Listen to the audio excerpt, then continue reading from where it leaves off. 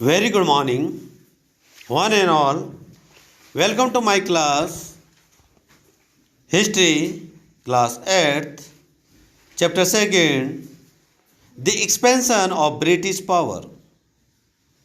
Topic: The areas of conflict between the Bengal Nawabs and the East India Company.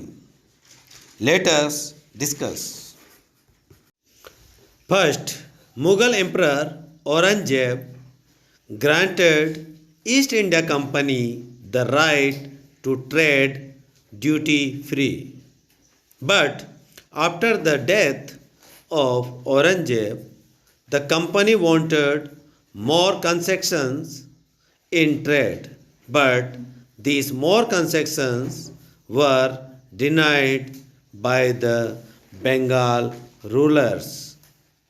My dear students, Mughal emperor Aurangzeb ने east India company को कर मुक्ति व्यापार करने का अधिकार दिया, लेकिन औरंगजेब की मृत्यु के बाद कंपनी व्यापार में और अधिक छूट चाहती थी, लेकिन बंगाल के शासकों द्वारा ये छूट को इनकार कर दिया गया.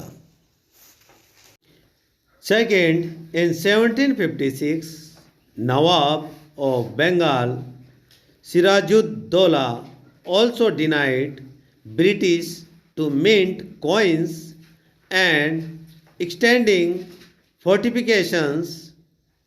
He asked company officials to pay taxes on personal trades. My dear students, 1756 में बंगाल के नवाब सिराजुद्दौला ने भी ब्रिटिश को सिक्के बनाने के लिए और किलेबंदी का विस्तार करने से इनकार कर दिया. उसने कंपनी के ऑफिशल्स को अपने पर्सनल ट्रेड के लिए कर देने के लिए कहा.